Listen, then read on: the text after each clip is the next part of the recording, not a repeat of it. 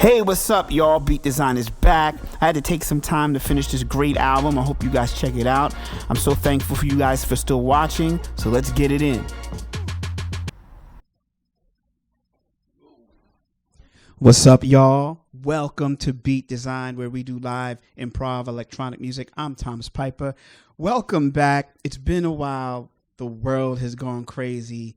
A lot of crazy things have gone on. I want to send safety and blessings to everybody. Wear your mask. If you've lost anybody, I want to send prayers out. We've done an album. Well, I've done an album called Permission to Live, dedicated to Lloyd Porter, who passed from COVID. So please listen to that record. We're going to be talking about that record. The format of this show has changed a little bit. We're going to be doing live improv, what we always do. And then we're going to have little segments afterwards. This special segment is about the MacBook Air M1 and Ableton 11, which are both running here. So you'll get to see me make some music and sing and loop vocals, all running on a MacBook Air M1. And I'll talk about it a little bit afterwards. I've got merch, so I hope you guys will support that as well. The studio's changed also. So, yeah. So anyway, so I guess let's get started with some music.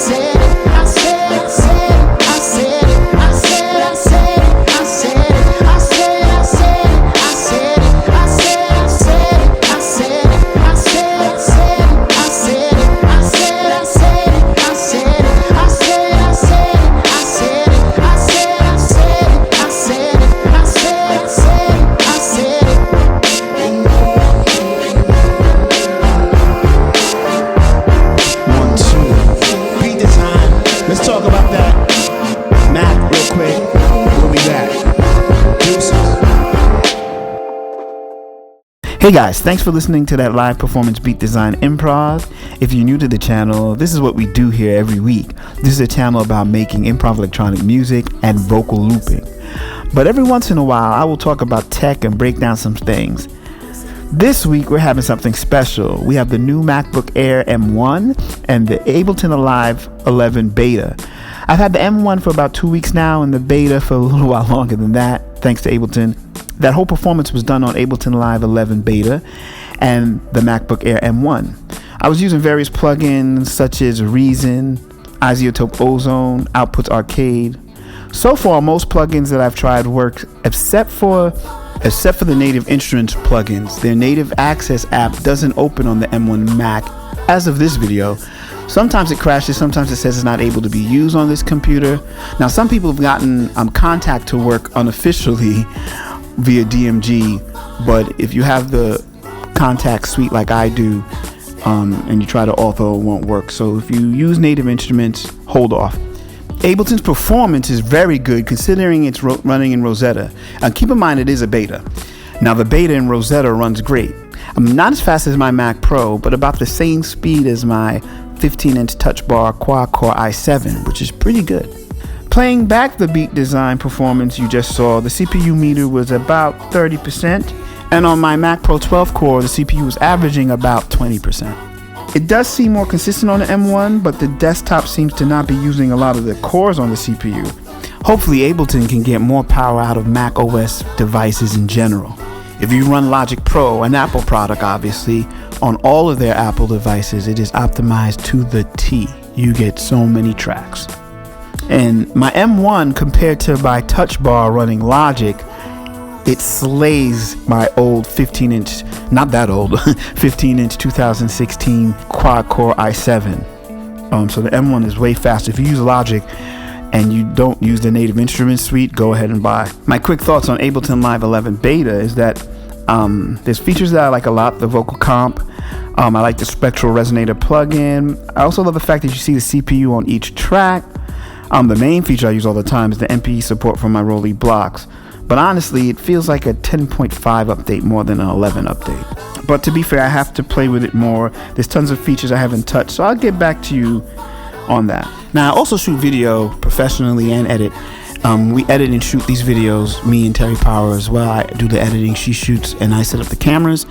And so I have some good experience with using video production, and these computers slay for that. Final Cut playback on the M1 is amazing. Beatdesign is 4 streams of 4K video, and this plays it no stutters, no drops, just amazing. Rendering is slower than my Mac Pro by a good 20-30%, even more depending on what type of footage you put in there. So if you're doing hardcore video, the Mac Pro is still a better deal, but if you're coming from a laptop, the MacBook Air is just as good as almost every Mac laptop that I can see when it comes to editing video, especially on Final Cut Pro. The negatives, not too many. 2 Thunderbolt ports, 3 ports or USB 4 ports, whatever they're called now.